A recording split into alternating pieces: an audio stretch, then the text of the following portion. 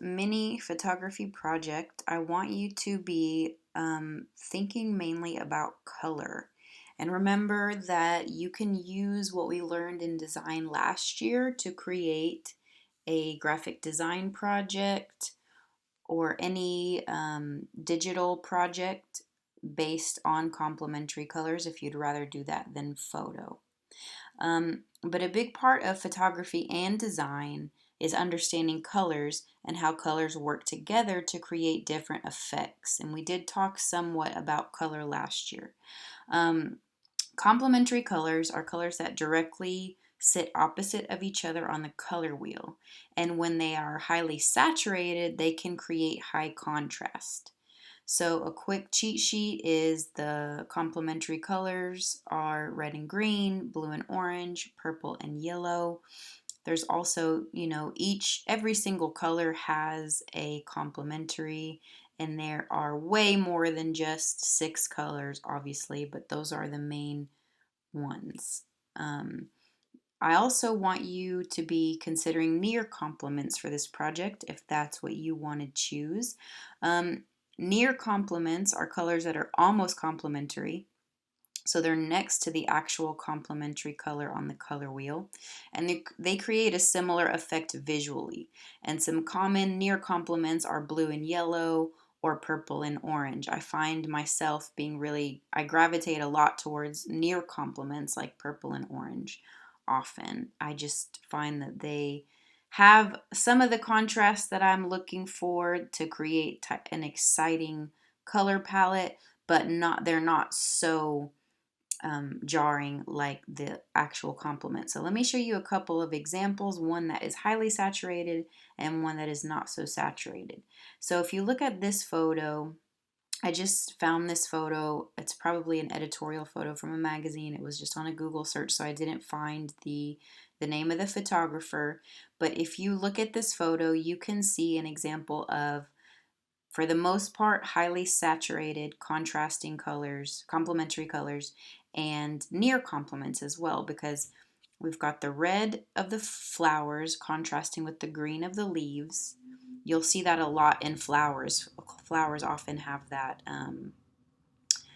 complementary color scheme, so that could be a convenient place for you to look for this project. But we also have near complements because her dress is orange, and we've got the orange and green being the near complements. So we've got complementary color and near complementary color, and for the most part, we have high contrast.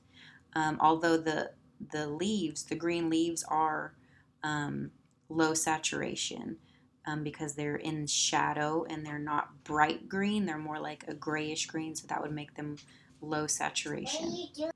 For the most part, this photo has high contrast because the colors are saturated, but there is a little bit of desaturation in the leaves that creates some balance. There's also some desaturation in the shadows of the dirt that helps this photo to have balance and not just be completely overwhelming with saturated color. Now, again, you can still use complementary colors even in a desaturated way. So when we look at this photo by Annie Leibovitz, the first thing that pops in your head is not that she's using complementary colors. And I think the reason for that is because it has a generally desaturated photo in general. It has an overall gray or colorless tone to it. And then also the wall itself is a cool bluish gray and really close to a neutral.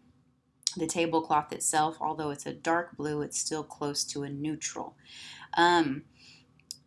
Because of the desaturated quality of the photo, we don't immediately look at it and think, oh my God, she used contrasting colors. But with a more trained eye, you can see that absolutely she did, because this actress has orangish reddish hair and our background is bluish and her dress is blue, and so we've got complementary colors or near complementary colors, a little bit of both, and it gives the photo just enough contrast and just enough pop to make it interesting even within the desaturated, neutral overall tone of the photo. So then we have a calm, sophisticated looking photo, but at the same time, there is some excitement with that choice of complementary or near complementary colors.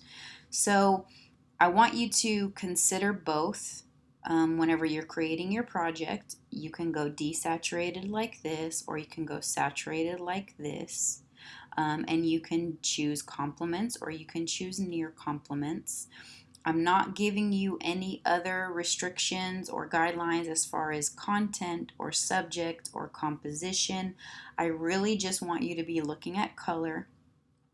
And since this is our first photo project, I'm really just going to be looking at your eye and the way that your eye sees photo. I'm interested to see how you naturally compose things without a whole lot of guidance or restrictions. Sorry. Okay, thank you. Alrighty, so check back on Schoology to see where I'm going to have you submit those photos, and have a great rest of your day. And I'm likely in Zoom right now waiting for you if you have any questions.